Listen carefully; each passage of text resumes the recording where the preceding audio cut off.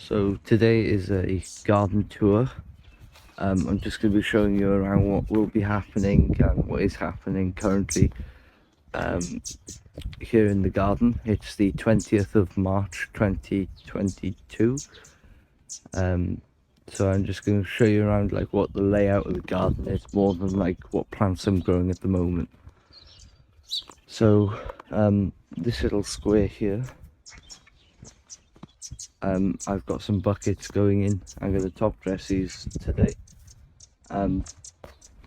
This little area here is going to be like a seating area that I can overlook the garden, so I can have breakfast here and stuff. And then this little patch here, I'm going to do some seed saving stuff with. Hopefully this year, next year, this will be my like seed saving square, I'm going to call it. So for this year there'll just be leeks here, and I'll put some other things in to grow to them bulbs, isn't it? So you know, I might start some beetroot off here this year, then keep it in the ground here over winter and stuff like that. Chard, and I'll keep chard separate again because it could cross pollinate. And then there's that's where the bit of soil is, so I need to just go through this soil. Any soil I don't need to save, I won't, I'll just use it, but there's quite a lot of rocks in it, so I have been screening it down to 25mm square, about ½ inch, I think. No, that's an inch. That's an inch square. Yes, an inch square that is. But I have got that finer screen again if I need to. That's about 1 centimetre by about 5. Doesn't really work for the job I need it to, but it does enough of a job. And then I've been bucketing the stones out to either that little path there or the one over by the polytunnel there. And then here I'm going to have my artichoke bed. So this will be situated behind the little tunnel here. So if we wrap around onto the main path, that's the overview of this garden. And that's called the side garden, I call that, because it's on the side of the main plot. And here's the main garden.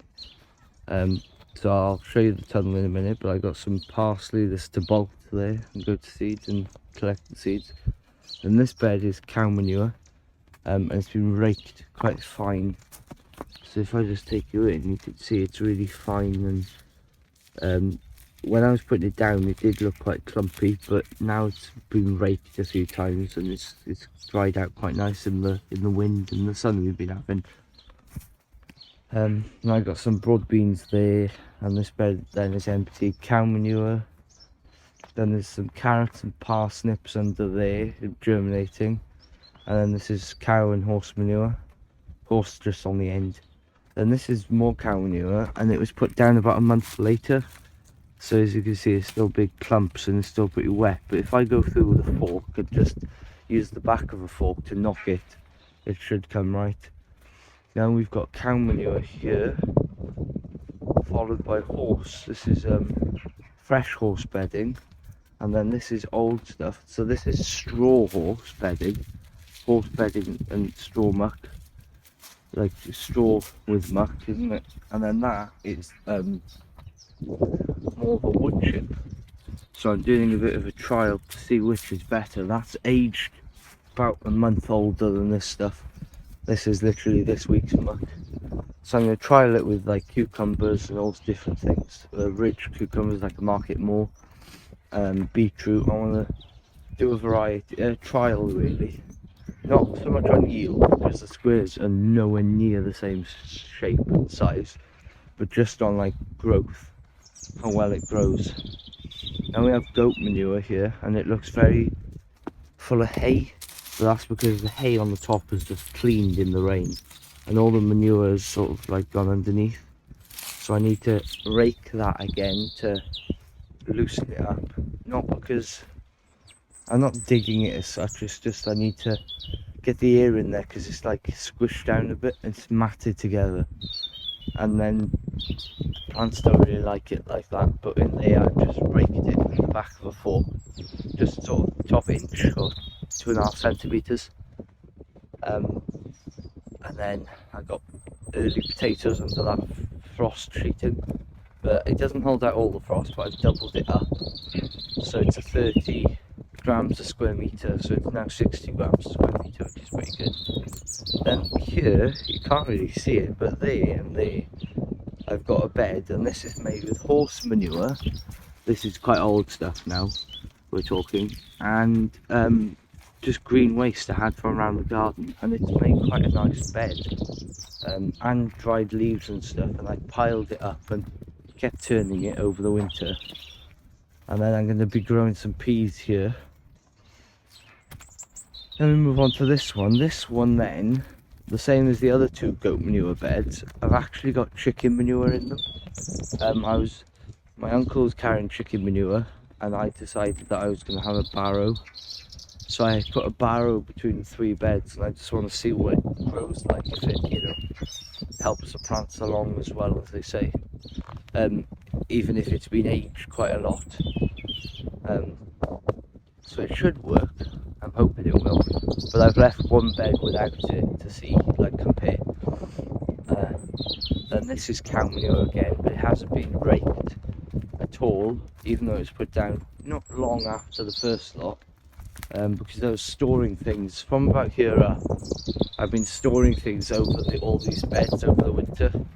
So here is horse manure in the front, and then cow manure, more cow manure, a bit more cow manure, and then this is goat manure. This is a big corner, like a field, well, not a field then, but it's a big patch, like a triangle. And then you move around to the right side of the garden, and we've got terraces, so it's quite hard to see now, but I've got, if I can get my finger on the screen, I've got a terrace going there, and there's a terrace going there, and then there's one going like that sort of little triangle there, then there's this one that loops around into that one, and then there's that one, and that one.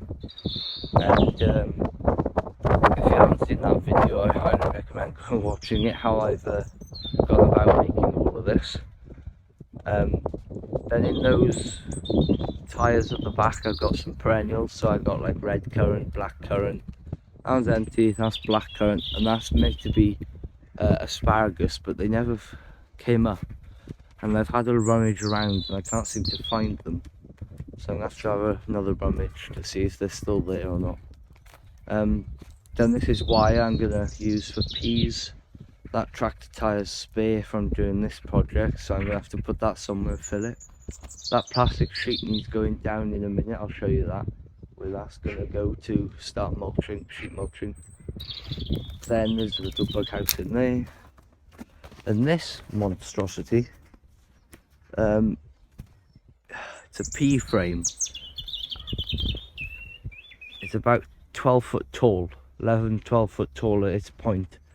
That's going to be for my Champion of England peas, and they go 10 foot tall. So I'm hoping they'll get to the top. I'm just storing some canes here. That's my biochar making drum. Got a pear tree there, that's a young one this year. And on that trellis there's a grapevine. And I got my edible border, I call this, because everything on it is, as the name suggests, edible.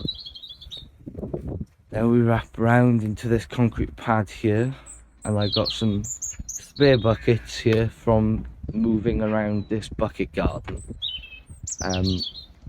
As you can see, there's now a bath in here. But I got these milk bottles, like I demonstrated in the milk bottle planter. As you can see, it's still going pretty well. But I've cut more, and they're just in the corner waiting to be screwed on. I'm hoping to do all of that in bottles. And I want to grow beans up all of that, so it's like a mesh. All the mesh is full of beans. Here then I want to grow, like, I don't know, some other sort of trailing thing up there, maybe peas, I don't know yet, haven't decided. So a lot of my gardening is, like, in the Welsh we call it ar hap, or random, you know, it's just throw something anywhere and see what it does. I got my wormery, so I just open these little guys up. Bit of a job one-handed, but I'll manage. Now I'll put that on the floor. Then if I just grab this bit of cardboard, you can see I got parsley, bits of old parsley leaves there from a small parsley that I bolted, so I didn't want it in the proximity of the bigger parsleys that are bolting, because I don't want it to cross-pollinate. But there you go, that's what I think you want to see. So I've added another layer in just so I can harvest this one in a month or two. And then make sure it's got good contact with the box underneath. But through here, you probably haven't seen this before, I've actually pulled the gate down and gone into the behind the concrete, and I've made a retaining wall for the bank, and I've managed to get myself a bed in the back here. So I got some rhubarb there, and then I got this pink blueberry, then there's some strawberries there, and then the rest is empty. But I've also done a series of like bug and small animal places, and I've also put some wildflower seed in the hedge as well, mainly there because that's actually like a bare soil, whereas all this has already got something. So I'm just going to leave anything that grows in this hedge grow, and I'm just going to stop it coming over these boards really. I'm just going to stop it dropping down into the garden, but otherwise I'll just leave it do what it wants. And the future plan is to extend with sheets again on to about, where are we going to say, there, say, in line with the end of this shed, and then I can make more compost here and here, which will be quite fun actually, I hope. And then we go down to the polytunnel. So as you can see, I got my stones here. There's some wildflowers being planted in this little patch, and then there's a cherry tree, and then down there I got my hazels.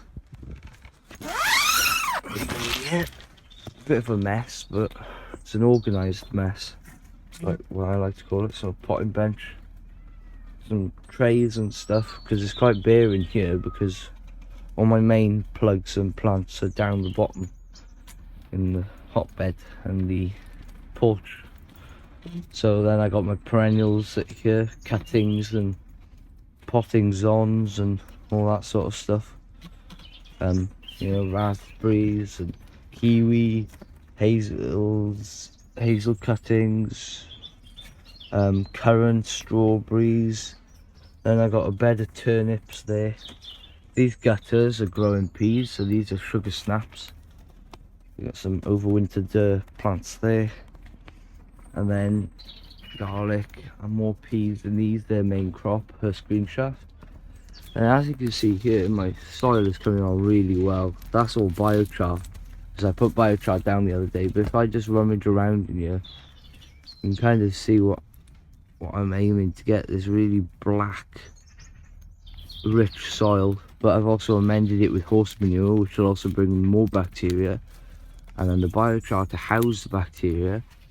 Then there's cow manure under all that green waste compost. Then there's just horse manure. That side will all be horse manure, and I'm going to put tomatoes in it. And if I come back here, I could explain better. So the left will be tomatoes, and it'll hopefully be a double row, like a zigzag. Middle will also be a zigzag all the way down of tomatoes. This then will be anything other, so cucumbers, Brithdium mower, Cape gooseberries or ground cherries or fissless, and then it's all going to be underplanted with beetroot, basil, marigolds. I'm going to trial dwarf French beans, peppers, possibly even lettuces, radishes, anything low growing that I can get in there, in that gap, I will put in that gap. Carrots, you name it, nasturtium, calendula, or pot marigold, whatever I can get really. So yeah, that's the plan anyway. So here's the in the porch propagation space. So we've got peas and some onions, cabbage, the asparagus, peas, onions, tomatoes, and some lettuces and salads there. They're my champion of England peas. They can be on quite well. Sweet peas, both had beetroot, and some tomatoes there being given by a friend. They're spares, so I'll be potting them on. They're peas for shoots, spare peppers, that are going to a friend, and then there's all the potatoes chitting along the bottom. So this space will all be emptied out today. All these trays are going up to the main tunnel. Anything that's frost hardy enough. Peas, lettuces, and then this is going to be full with stuff from the hotbed that I'll be potting on out of the trays as well. So it's a bit sunny down here, but I'll carry on nevertheless. So as you can see, I got this is the food forest, so chives, Welsh onions, plums, pears, there's some flowers, raspberries here. This is fennel, just a loose leaf fennel type thing. There's oregano there, and then this is the main attraction of it all, the hotbed. So as you can see, it works like turning these turn buttons, and then they're full of all little trays with all little plants in them. So got all sorts in here. They're Paris markets, so they're what you use, what do you call them, those pickle things, that's it. And then there's peas for shoots, broad beans on the corner germinating there nicely. Hopefully all of these will be pulled out today. Well, most of these will be pulled out today and put in the other in the other greenhouse. A lot of these little ice cream containers actually have flowers in them germinating because they're quite good humidity domes, but I'll be pricking all of them out today and putting them in plugs and trays. And then the aim is that I can fill all this again with big trays. I've got 84 cell trays, and I'm going to be putting them full with beetroot seeds because I need a lot of beetroot because there's a little project coming up that will require a lot of plants. And I got gooseberries, plum. This was where I don't know, all of you that were here for the Hugh Richards video, the white polytunnel was, and he shot it from about that time and the toilet there. So I've moved it up to the top now because I wanted all of this to be food forest. And I got some spare buckets here that I'm going to fill with soil to do peas and tomatoes. I've got some more there, and they're trials there. But the top round one there's got no drainage holes in it, and I'm hoping to trial doing a drainage hole halfway up for celery because I hear it likes a lot of water. So now we come on to the bucket garden. So I've got some daffodils there, terraces here with onions and stuff in, and then I got my perennials of mint and strawberries. Then I got some more herbs here. Parsley is going to bolt, which is really exciting because I'm hoping to save the seeds to use in my spag bol sauce, which is probably one of our staple things to make and eat over the winter. Because of the glut of tomatoes, I make them from about August to September, August to October, and then we have pots of freezable sauce then that we can use for all sorts of dishes, bologneses and pasta bakes. What's that other one? Lasagna. So there's all that sort of nice things that we can do. So we have one of them once or twice a week then. And it's got some more alliums. A big vertical planter that I don't think's working that well.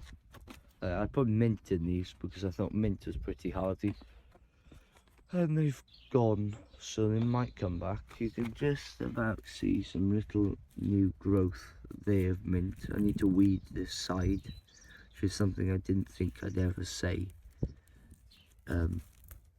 But inevitable, I suppose. You got the soil exposed. I don't like this, but I can't fill it with compost because you have to like compress it, and it was a job to do at the time, and I never did it. So I think what I'm gonna have to do is like I've done here with like grass clippings and just mulch it with that. But hopefully if like a plant fills that, it should hold the soil in and look tidy and mulch it anyway, like a living mulch. But then if we look here, I don't want to scrape too heavy to affect it, but I like being nosy. And as you can see here, some mycelia. And how that got to here is I had a patch in the food forest, and I took one fingerful, like just a pinch, and put it in a hole in there. It's actually filled that. So my plan is to let that patch in the food forest recover now, and then just leave it. And then what I'm hoping to do is take a pinch again and put it in one of these buckets, and then use that bucket to inoculate the rest of the garden. So basically like taking cuttings. So if I fill a bucket with it, or fill a few buckets with it, just one pinch, because it doesn't take much. You only have to have like a little tiny, find the edge, and then just take a bit away so you're not like disturbing it too much. But I found it works quite well, because as you can see that's come well. But I'm hoping then I can use the bucket then to inoculate the top garden, because there's such a gap between them that mushroom will never spread up there. So if I take cuttings of it, basically root cuttings if you like, and then put them up there. But I've also got white button mushrooms that are growing, and I've put them in the grain. So I'm hoping to, when they inoculate my polytunnel soil, that's why there was newspaper down. I'm hoping to inoculate that then with mushrooms, all those white mushrooms, then I can move them on again. And up here, I've got some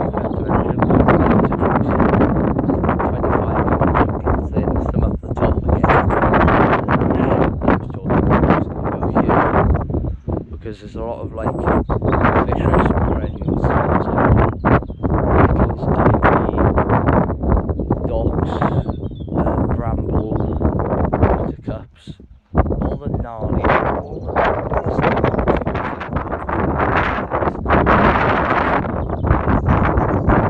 So I'm hoping if I shoot it, scrape as much as I can back on the top growth, just instead of like trying to dig and dig and dig like I tried to nasty bits out and still failed. If I just treat it for this year, hopefully I'll still have some nice stuff going on here. Even if I put a lot of it, then treat it. Then there I can grow my sweet peas, tank on a bit of a trellis, but they will be treated a whole method there. So thanks for watching, and I hope to see you again next week.